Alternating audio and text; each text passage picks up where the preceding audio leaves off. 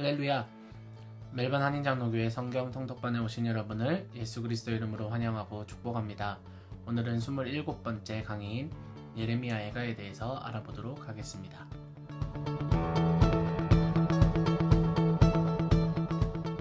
예레미야 애가의 히브리어 성경의 제목은 에카입니다. 전통적으로 히브리어 성경은 책에 등장하는 첫 단어를 제목으로 정하는 전통이 있습니다. 그래서 예레미야 애가 1장 1절의 첫 단어인 에카, 어떻게, 오호라 라는 이 뜻을 가진 에카라는 단어를 제목으로 정하였습니다.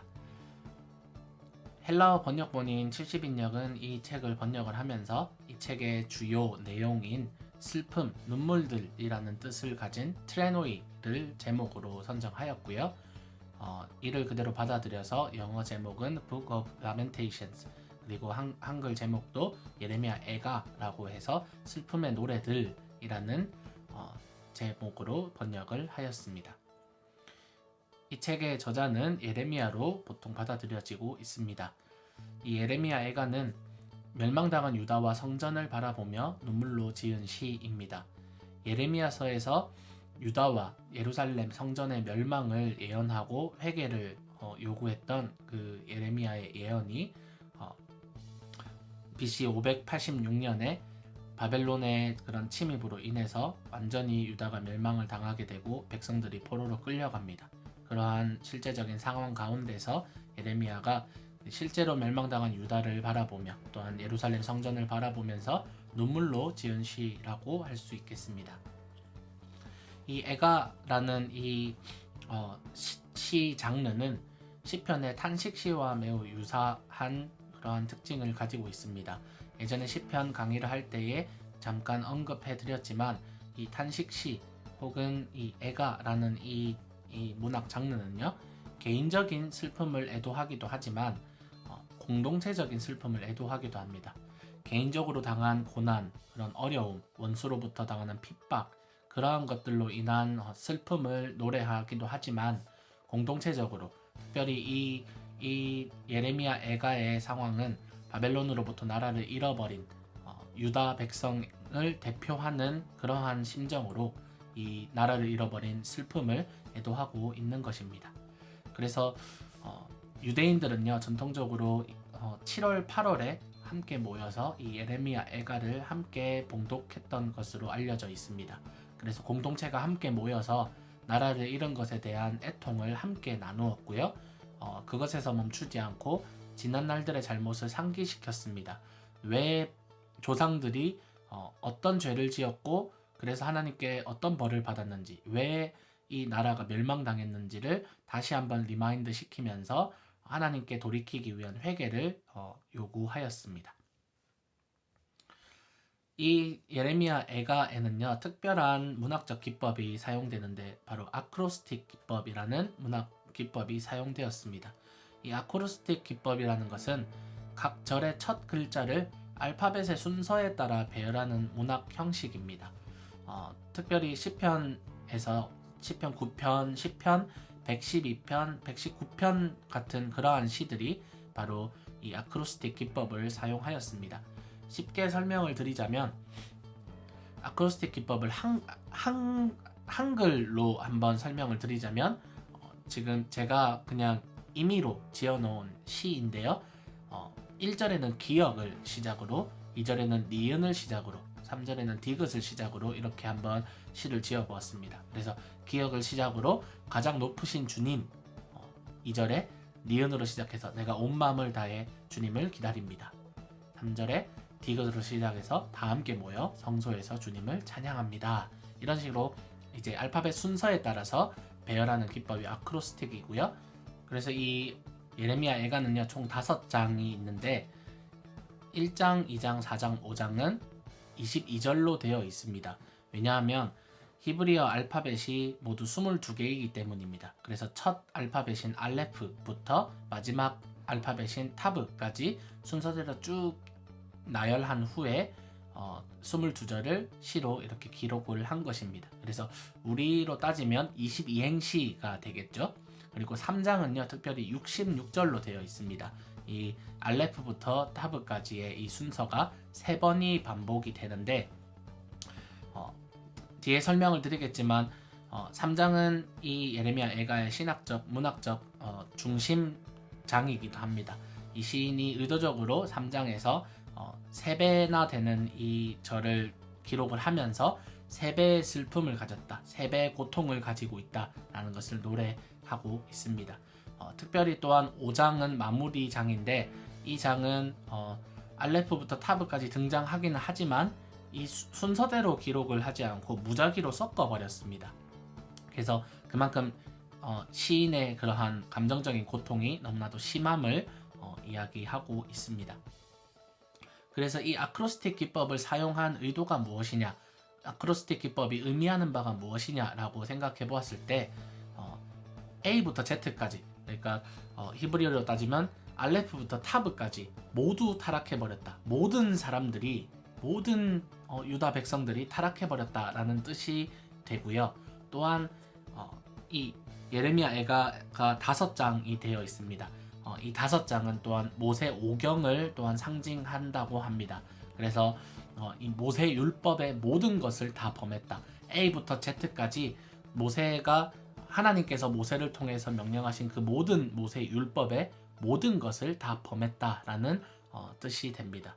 그리고 이 알레프부터 타브까지 이렇게 질서정연하게 순차적 구조로 기록되어 있는 것과 대조적으로 유다 백성들이 가지고 있었던 그런 무질서하고 무절제한 모습을 극명하게 대조시킴으로써 그만큼 유다가 그런 윤리적으로 율법적으로 모든 것들이 타락해버렸다라는 뜻을 가지고 있습니다. 그래서 내용을 조금 더 살펴보자면 이제 총 5장으로 되어 있고 5편의 시로 되어 있습니다. 먼저 1장은요 22절이고요. 폐허로 변한 거룩한 도성 예루살렘에 대해서 노래하고 있습니다. 특별히 예루살렘을 시온의 딸이라고 사람의 여인으로 의인화하여서 노래하고 있습니다. 2장은요 예루살렘의 멸망의 원인을 되짚어보고 있습니다.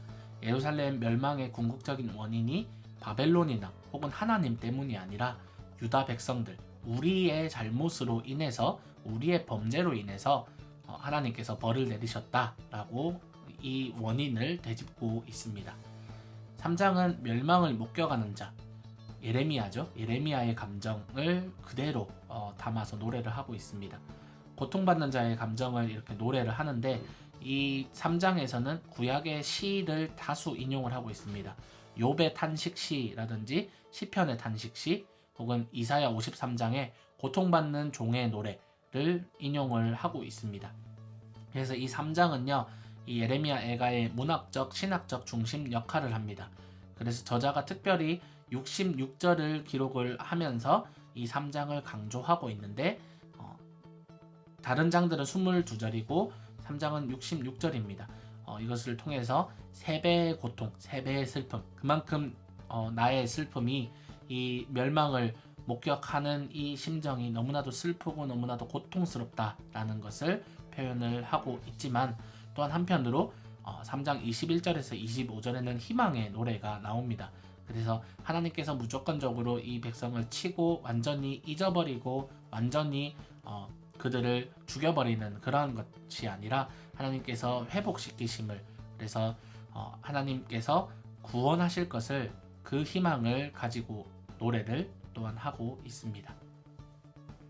4장은요 과거의 영광과 현재의 멸망을 대조적으로 이렇게 나열하면서 과거에는 정말 하나님께서 복을 내리시고 하나님께서 이끌어 가시는 그런 이스라엘의 모습을, 영광스러웠던 그 모습을 이야기하면서, 하지만 현재에는 멸망당한 그런 식민지로서의 그런 초라하고 정말 비참한 그런 현재 상황을 완전히 대조함으로써 지금 현재의 슬픔이 너무나도 크다라는 것을 노래하고 있습니다.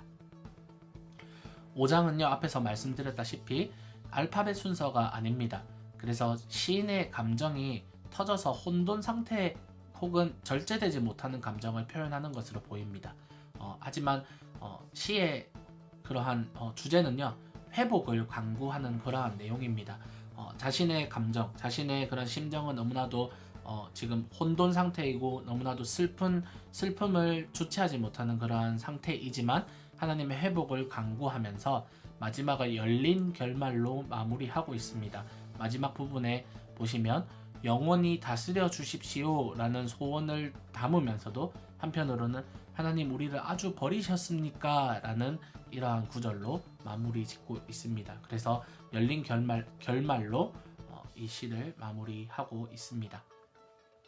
그래서 예레미야 애가의 주제가 무엇이냐라고 하면 유다가 망한 것은 바벨론 때문이 아닌 자신들의 죄 때문이다 라는 것을 다시 한번 상기시킵니다.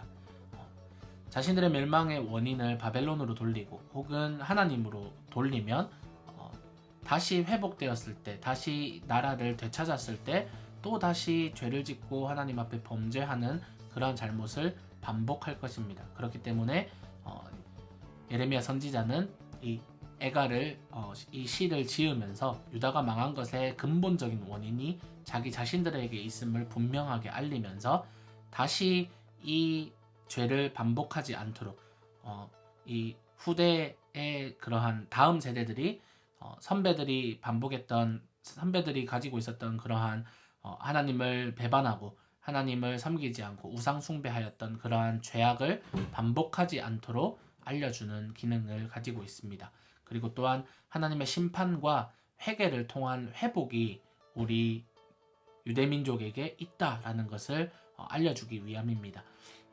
무조건적인 심판으로 끝이 되는 그러한 역사가 아니라 하나님께서 이 유다 백성들이 회개하고 돌아올 때에 회복하시는 그러한 하나님의 그 희망찬 내일, 희망찬 미래를 또한 이야기하는 것입니다.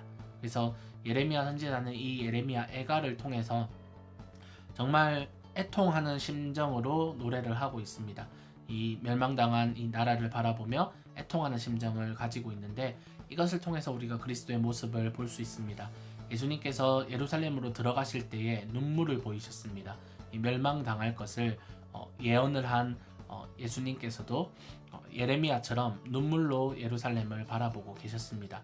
그래서 이 예레미야 애가에서 이 멸망당한 남유다를 바라보는 예레미야의 그 눈물을 통해서 우리는 예수님을 또한 떠올릴 수 있습니다. 그래서 정말 우리 가운데 죄로 인한 애통이 있는가, 혹은 정말 심판에 대한 그러한 애통이 있는가, 멸망당하고 있는 백성들, 멸망당하고 있는 사람들, 지금도 멸망길로 지금 가고 있는 그런 사람들을 바라보았을 때 우리 마음의 애통함, 우리 마음의 긍휼함, 눈물이 있는가, 그것을 우리에게 또한 도전하는 것 같습니다. 그래서 이 예레미야 애가를 읽으시면서 지금 우리는 구원받은 하나님의 자녀들, 하나님의 백성들입니다. 하지만 정말 아직도 멸망길로 걸어가고 있는 그런 사람들을 떠올리시며 함께 기도하시며 눈물로 그들을 위해 중보하시는 여러분이 되었으면 좋겠습니다.